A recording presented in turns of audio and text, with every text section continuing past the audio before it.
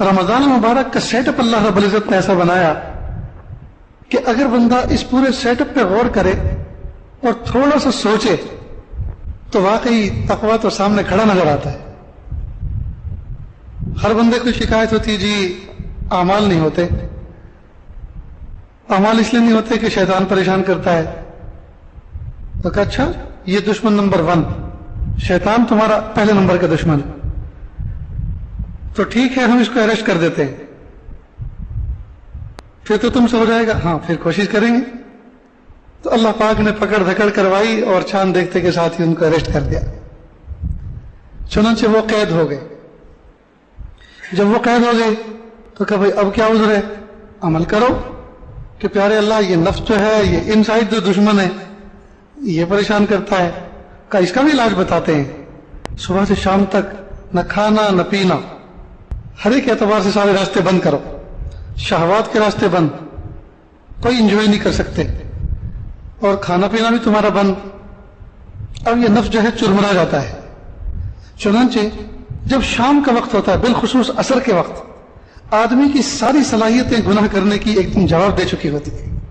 اگر کوئی بندہ کہے بھی نا کہ ایک بہت اعلیٰ قسم، اعلیٰ تو کیا کہیں گے اس کو، یہ تو لفظ اعلیٰ کی توہین ہے، بہت اچھی ایک فلم آئی ہوئی ہے چلو میں مووی دکھاتا ہوں تمہیں، دماغ خراب ہو گیا ہے، یہ دعا کا وقت ہے، شام کا وقت ہے، مجھے تو چلنے کی ہمت نہیں ہے، چلنے کی طاقت نہیں ہے، تو مووی کی بات کر رہے.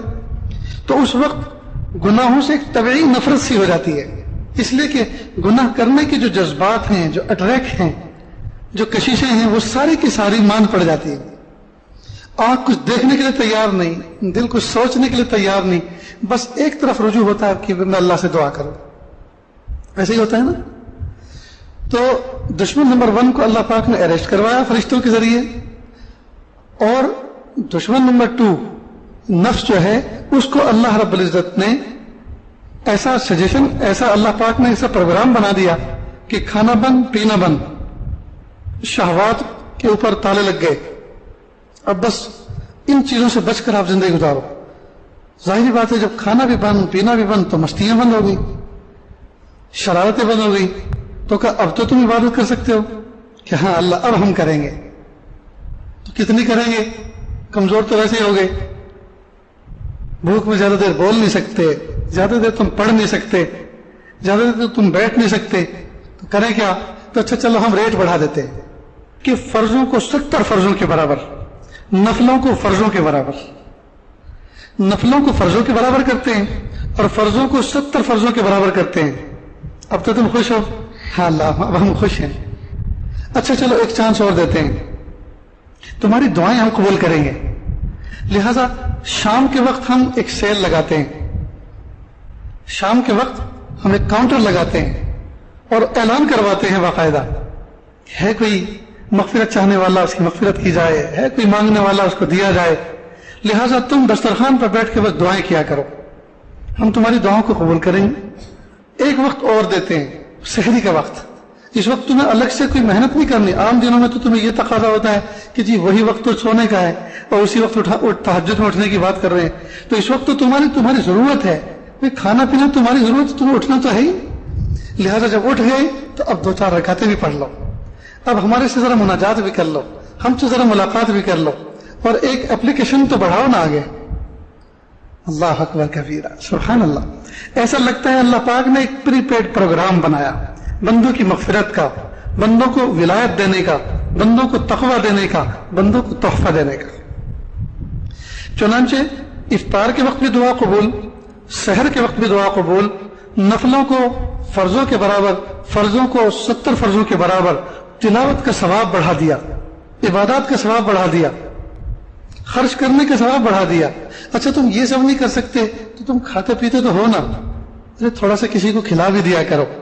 تو کہا کسی کو روزہ افطار کرا دو گے تو ہم تمہیں یہ دے دیں گے، تمہیں وہ دے دیں گے. اللہ اکبر. پھر کہا اچھا چلو ایک چانس اور دیتے ہیں تمہیں، گولڈن چانس. وہ یہ ہے کہ طاق راتوں کے اندر تم تھوڑی سی بیداری کر لو، ہزاروں رات عبادت کرنے کے تمہیں اجر دے دیں گے، تم دوسری امتوں سے بڑھ جاؤ گے، دوسری امتوں سے تمہارا اجر بڑھ جائے گا.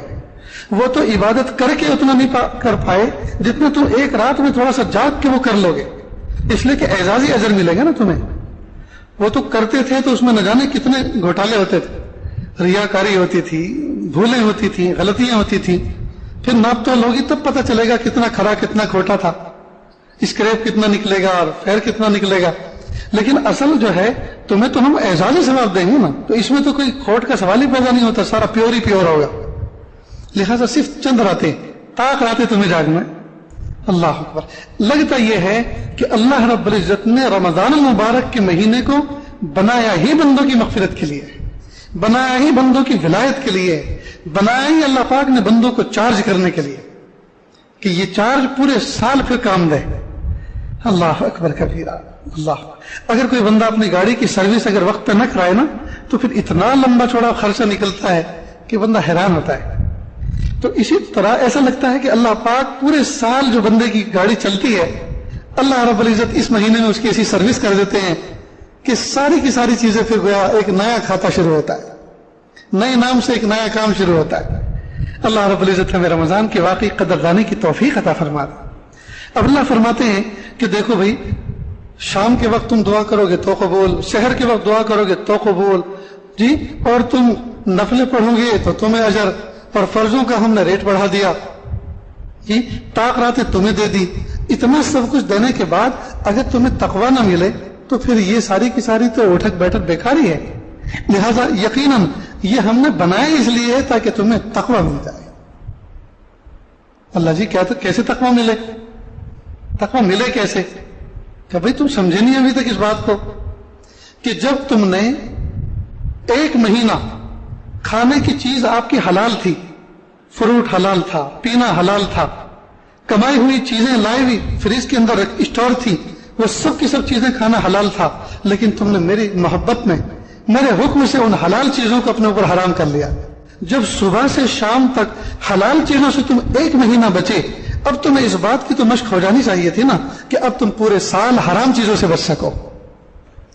جب تم حلال چیزوں سے بچنے والے بن گئے تو تم حرام چیزوں سے تو بدرجے والا بچ سکتے ہو. تو یہ مشق کرائی جا رہی تقوی کی. بیوی حلال لیکن نہیں، اس کے قریب نہیں جا سکتے، اس سے تنہائی کا معاملہ نہیں کر سکتے. کھانا حلال، پینا حلال، لیکن نہیں کر سکتے اس لیے کہ حکم ہے. تو جب حلال سے تمہیں بچا دیا، حلال چیزوں سے تمہیں بچا دیا، اب حرام چیزوں سے تمہیں قدرتی طور پر اس بات کی مشق ہو جانی چاہیے کہ اب ہمیشہ کے لیے اب تم بچنے والے بن جاؤ. یہ ہے تقویٰ. اچھا، کچھ چیزیں انسان کے اندر ہوس کے طور پر ہیں، ہرس کے طور پر ہیں، تو اللہ رب العزت نے اس مہینے میں صدقات کی فضیلت بیان فرمائی. صدقہ فطر دو، نفل صدقہ دو، اور مال ہے تو تم زکوٰۃ دو، تاکہ مال کی جو محبت ہے دل کے اندر اور طبیعت کے اندر جو بخل غالب آ گیا ہے وہ یہ عبادتیں کر کے وہ بخل بھی ختم ہو جائے. تو دوستو، اگر اتنی ساری چیزیں اس ایک مہینے کے اندر اس کی مشق ہو رہی ہے تو پھر جی تو یہ چاہتا ہے کہ یہ روزے صرف ایک مہینہ نہیں بلکہ پورے سال ہونے چاہیے. کم از کم سال میں 12 مہینے ہوتے تو 6 مہینے تو ہونے چاہیے تھے. جب اتنی فضیلت، اس کا بینیفٹ اتنا ہے تو پھر ایک مہینہ کیوں، 6 مہینے تو ہونے چاہیے تھے. لیکن اللہ پاک نے ہم پہ ترس فرمایا، نہیں، تھوڑا کرو گے ہم تمہیں پورا پورا دے دیں گے.